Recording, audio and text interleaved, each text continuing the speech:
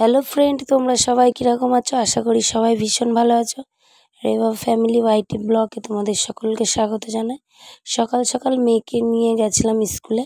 School থেকে আসার পর মাদের বাড়িতে এসেছিলাম, কারণ ড্রেস চেঞ্জ করে যে উপরে মিস্ত্রিরা কাজ করছে, যে একজন মিস্ত্রি এসেছিলো, যেই কারণে তার জন্য টিফিন বানিয়ে দেবো বলে ওই কারণে মাদের বাড়িতে এসেছিলাম। তো চা আর রুটি আর লাড্ডু দিয়েছিলাম, একজন ছিল বলে।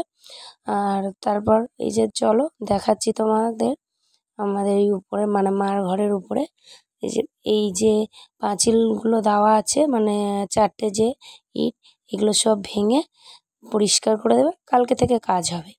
তারপর বাড়ি চলে এসেছিলাম আমি। নিয়েছিলাম পার্শে মাছ, নিয়েছিল আগের দিনকে। তো সেই মাছগুলোকে ভাজা, ফ্রিজে ছিল, সেইগুলোকে ধুয়ে পরিষ্কার করে এগুলোকে ভাজা করছি। তো মাছগুলো দেখো, ছাড়ছি যখন দেখতে ভালো লাগছে, কিন্তু ভাজা করে যখন তুলবো একদম তার কি অবস্থা তোমরা দেখলেই বুঝতে পারবে।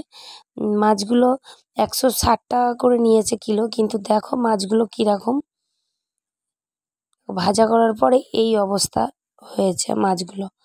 তো যাই হোক, বউটা এখনও পর্যন্ত আসেনি, আসলে পাড়াতে এসেছিলো, তো জিজ্ঞাসা করতাম। যাই হোক, তারপর মাছ টাছ ভাজার পর স্নান করে নিয়েছিলাম। স্নান করে পুজো দিয়ে দিয়েছিলাম রেডি হয়ে, কারণ আমি মেয়েকে স্কুলে আনতে যাবো, ওই কারণে রেডি হয়েছিলাম। কারণ বেজে গেছিলো 10:15 মেয়ের স্কুল ছুটি, যেই কারণে ওই জন্য আমি রেডি হয়ে বেরিয়ে যাচ্ছিলাম। আর বিছানা আমার তোলা গেছে, আজকে ঠাকুর ঘর পুজো দিয়েছিলাম, তখন ফুল ছিল না, পরে ফুলটা দেব, ফুল ছাড়াই তুলসী পাতা দিয়েই পুজো দিয়েছিলাম।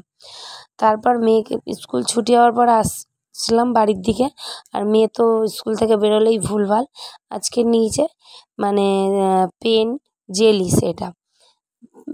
তারপর ওকে বলেছিলাম দিদাবাড়ির উপরে ঘর হচ্ছে, ওই কারণে স্কুল থেকে এসে ও নিজেই সিঁড়িতে উঠে দেখতে যাচ্ছে। তারপর ওকে স্নান করিয়ে বসিয়েছিলাম পড়াশোনা করতে, কারণ স্কুলে ওর HW কাজ ছিল। তা আমি এদিকে রান্না করছিলাম ওর আর আমার জন্য, আর এই দেখো একদম ছোট ছোট করে ওই যে 1-0-10টা লিখছে।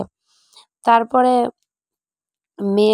আমার এইদিকে রান্না হয়ে গেছে, দুজনে খাবো বলে ওই কারণে খিচুড়ি আর ডিমের অমলেট করেছিলাম, সবজি দিয়ে খিচুড়িটা করেছিলাম দুজনার জন্য। আর মেয়ে এমনি খিচুড়ি খেতে একটু ভালোবাসে, ওই কারণে খিচুড়ি বানিয়েছিলাম, পরে রাতে রান্না করব। তারপর মাছগুলো ওরকম ভাজা আছে। তারপর ওকে আমি সমস্ত কিছু মুছিয়ে দিয়েছিলাম, যে 1-0-10গুলো সব মুছিয়ে আবার ফার্স্ট থেকে বলেছি লেখার জন্য, ওই কারণে ও পালাচ্ছে, ও লিখতে চাইছে না। ওইদিকে লেখা হলো, তারপর এইদিকে খাওয়াচ্ছিলাম আমি, আর ও লিখছিল।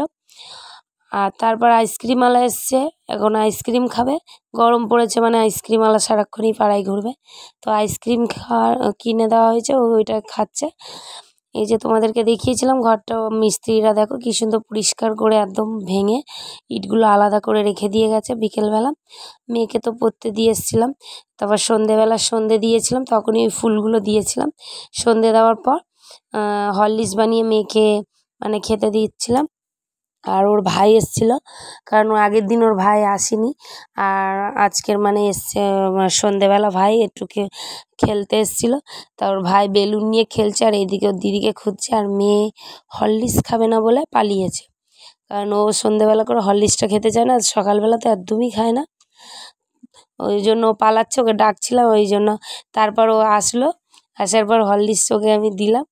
হরলিক্সটা খেতে বসবে, যেন ইচ্ছা নেই ওর খাবার, জোর করে ওকে দেওয়া, তোমরা দেখলেই বুঝতে পারবে। তারপর দুজন মিলে খেলছিল হরলিক্স খাওয়ার পর, আর ওর ভাইয়ের পেছনে লাগছে, বেলুন নিয়ে নিয়েছে, ভাই রাগ করছে, ওর এইটা খুব ভালো লাগে, ভাইয়ের সঙ্গে ইয়ার্কি মারছে। তো আজকে ব্লগটা ছোট, এখানেই শেষ করলাম। তোমাদের সঙ্গে আবার দেখা করব অন্য একটা ব্লগে। তোমরা সকলে সুস্থ থেকো, ভালো থেকো। আজকের মতন টাটা।